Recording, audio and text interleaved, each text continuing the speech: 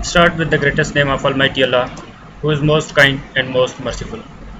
Assalamu alaikum. Dear friends, today we are going to discuss the most important topic of the political science, which is also included in our syllabus, philosophy of law, as well as in the sociology. That is social contract theory. Dear friends, social contract theory is given by the three philosophers: Rousseau, he is a French philosopher; Thomas Hobbes; and John Locke. These both are English philosophers. It means they both belong to England.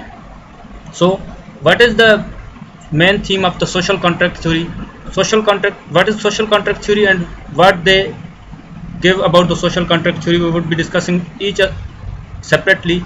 But the main theme behind the social contract theory is that it is the world of prediction. कि हम past में जाकर किसी चीज़ की prediction करते हैं कि ऐसे होता होगा. अब इसकी कोई कंफर्मेशन नहीं है कि ऐसा है कि नहीं है. तो इन तीनों फिलोसोफर्स ने अपनी थ्योरी दी है, सोशल कॉन्ट्रैक्ट थ्योरी, और वो थ्योरी इनने प्रिडिक्ट किया है कि पास्ट में ये सिचुएशन थी और दुनिया ऐसे वजूद में आई, और ये जो लोग हैं इनका स्टेट में जो आना था वो कैसे वजूद में आया.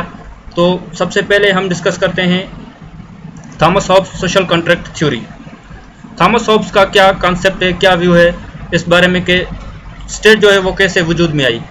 लेकिन सबसे पहले before going to the topic we are going to introduce the Thomas Hobbes, who was he and from where he belongs. Dear companions, Thomas Hobbes, he was an English philosopher. He belongs to England. He was born in 1588 and he died in 1679. He has done philosophy of law from Oxford University. He has written a book in 1651 named as Leviathan. This is the most famous book of his life, and he has given the social contract theory and the nature of man in this book, Leviathan. He has written this book in 1651. So, dear friends, today we are going to discuss the social contract theory of Hobbes. What was the state of nature according to Hobbes, and nature of contract? What was the contract and what was the nature of the contract? Why it became a contract? लोग क्यों आमादा हुए कि हमें contract करना चाहिए, वो state of nature में कैसे आए और क्यों आए, and what was the concept of the sovereignty. तो सॉवरेन जो उनके ऊपर था, what was the concept of the sovereignty and sovereign, what was the powers given to the sovereign. ये सब हम आज डिस्कस करेंगे. लेकिन उससे पहले हम ये डिस्कस करेंगे कि इंग्लैंड में तब जब थॉमस हॉब्स हुआ करता था उस टाइम एनार्की थी. अब एनार्की जो है वो गवर्नमेंट का फॉर्म है, लेकिन वो लॉलेसनेस गवर्नमेंट है, उसमें कोई लॉ नहीं होता, मीन्स एब्सेंस ऑफ लॉ. तो एनार्की हुआ करती थी, और जब एनार्की हुआ करती थी तो उधर एक फियर था, there was a fear. Hence this Hobbes give the social contract theory. किसका फेयर था, वो कौन से फेयर्स थे, वो कौन से खौफ थे जिन्होंने कंपेल किया थॉमस हॉब्स को कि ये अपनी थ्योरी दे, और इस थ्योरी के बिना पर ये क्या साबित करना चाहता था. तो सबसे पहले there were two fears. Civil war, के इंग्लैंड के बीच जो है वो सिविल वार हो जाएगी, एक तो ये फियर था, और दूसरा जो फियर था वो फियर था स्पेनिश इन्वेजन का, कि स्पेन हम पे हमला न कर दे, हमसे जंग न करे, हमें तबाह न कर दे. इसीलिए इसने सोशल कॉन्ट्रैक्ट थ्योरी दी थी. अब सबसे पहले आते हैं सोशल कॉन्ट्रैक्ट थ्योरी के थीम पे कि क्या थीम था सोशल कॉन्ट्रैक्ट थ्योरी का. सबसे पहले Hobbs gives the state of nature के how was the state of nature. Now before going to the topic I would let you know what is state of nature. State is not the state that we usually read in our political science. This state means the condition. State of nature means condition of peoples before law. के pre political जो condition थी man की, वो कैसे थी जब कदीम दुनिया में जब तस्वर आया इंसान का, जब इंसान वजूद में आए, जब स्टेट के वजूद से पहले जो नेचर थी वो ह्यूमन नेचर क्या थी. तो हॉब्स जो है वो पेसिमिस्ट है, और इसका व्यू भी जो है वो पेसिमिस्ट व्यू है. कैसे? ये कहता है, he says that man was violent, cruel and selfish. The nature of man is violent, he is cruel, he is selfish, he is a brutal, he kills others, he has for his own advantage he can do everything. So this was the nature of the man. That was the state of war. वो जो एक society थी वो एक state of war थी, जहाँ पे हर किसी को खतरा रहता था अपनी जान का, और हर एक का आदमी, हर दूसरा आदमी उसका दुश्मन होता था, चाहे वो उसका बेटा हो, चाहे वो उसका बाप हो, चाहे वो उसका भाई हो। लेकिन जहाँ पे भी वो देखते थे वहाँ पे उनको एनिमीज ही नज़र आते थे, वो उनको वैसे मार देते और उनको हार्म पहुँचाते थे। So this was the state of nature of according to Thomas Hobbes. Might was right, यहाँ पे माइट वाज राइट का कॉन्सेप्ट था, जो जिसके पास पावर थी, जो इन्फ्लुएंशियल था, वही इंजॉय करता था लिबर्टी, वही इंजॉय करता था सारे राइट्स, वही वो जो चाहता करता, और बाकी जो थे वो सफ़र कर रहे थे पनिशमेंट को, जो सफ़र कर रहे थे एक मिजरेबल लाइफ को। So there was fear of life and property. तो उनके बीच दो फियर्स आए, इनकी वजह से, इस स्टेट ऑफ नेचर की वजह से उनमें खौफ पैदा हुआ। एक तो लाइफ का कि हमारी लाइफ जो है वो शार्ट होती जा रही है, पता नहीं कब कोई किसे मार दे, और हमारी प्रॉपर्टी पे कोई कब कब्जा कर लेगा ये हमें कुछ पता ही नहीं। तो ये स्टेट ऑफ नेचर थी regarding this Thomas Hobbes. Thomas Hobbes का ये भी है कि स्टेट ऑफ नेचर जो थी वो बहुत ही खराब स्टेट ऑफ नेचर थी। Every individual, every man was enemy to every other individual. हर आदमी एक दूसरे आदमी का दुश्मन था। वहाँ पे कोई पीस नहीं थी, वहाँ पे कोई लिबर्टी नहीं थी, वहाँ पे कोई लव नहीं था। लोगों के दरमियान जो लोगों के दरमियान थी वो सिर्फ और सिर्फ हकारत थी, नफरत थी, दुश्मनी थी। तो इस वजह से ये फियर रहता था उनको कि उनकी लाइफ जो है वो शॉर्ट होती जा रही है, कब कोई उसे मार देगा इसका एक पता नहीं था। और दूसरी बात ये कि माइट वाज राइट, जो इन्फ्लुएंशियल होगा, जो पावरफुल होगा, वो किसी और की प्रॉपर्टी जब्त कर लेगा। तो ये भी एक फियर था। अब इस फियर से बाहर आने के लिए इन्होंने एक एग्रीमेंट की आपस में।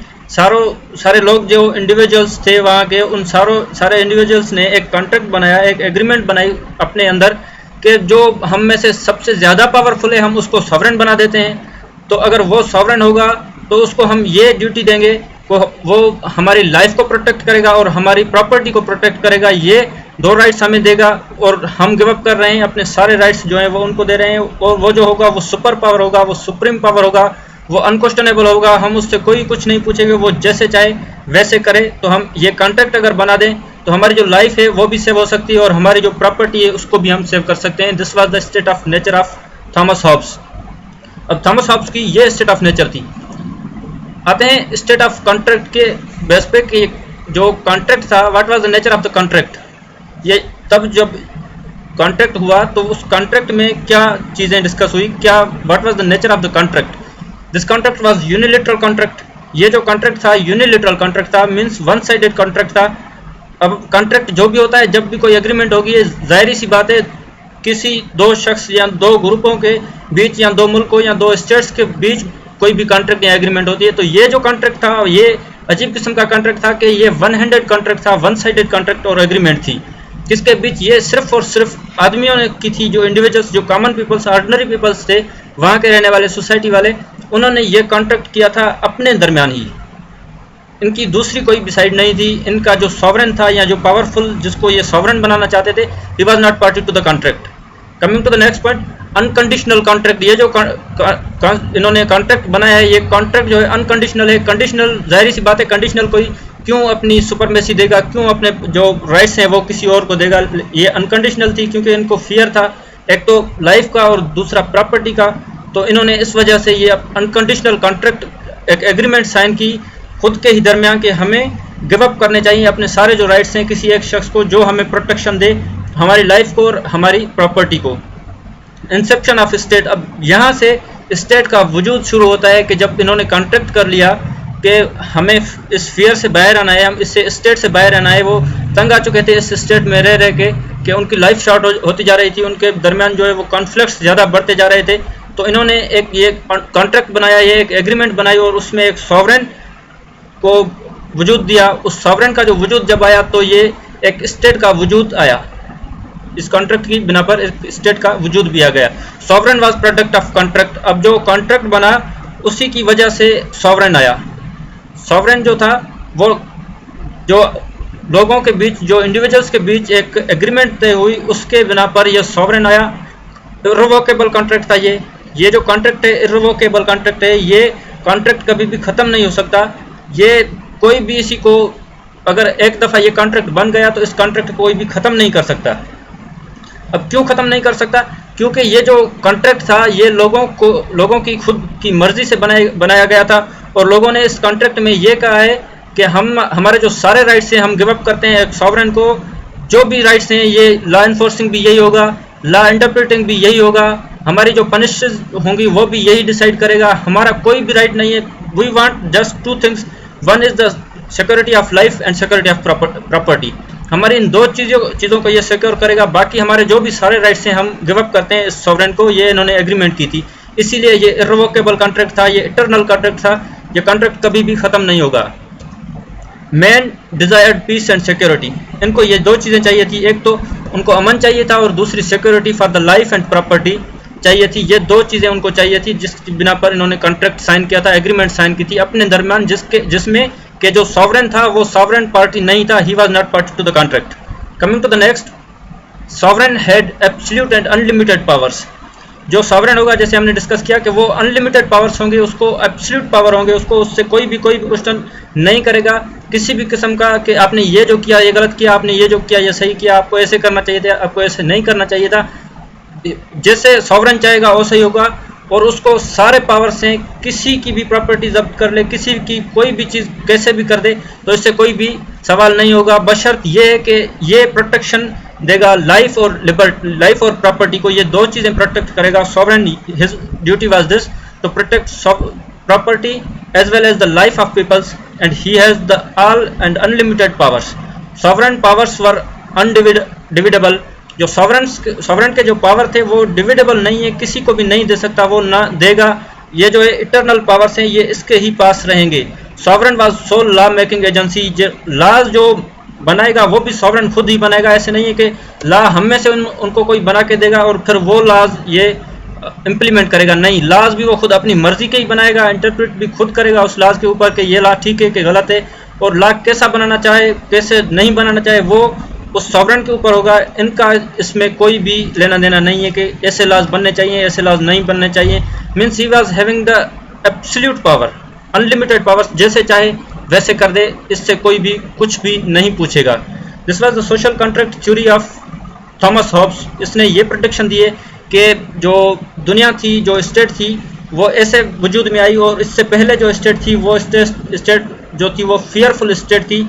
उनमें लोगों को एक फियर रहता था लाइफ का, और दूसरा जो फियर था वो प्रॉपर्टी का, इनको फियर हमेशा रहता था। इसीलिए इस लाइफ से तंग आकर इन्होंने एक कॉन्ट्रैक्ट अपने आप में ही साइन किया, जिस कॉन्ट्रैक्ट का जो सॉवरेन था वो सॉवरेन उसका पार्ट नहीं था। Sovereign was excluded from the contract and agreement, और जो सॉवरेन था उसको अनलिमिटेड पावर्स थे कि वो जैसे चाहे करे, जैसे ना चाहे उसे करे।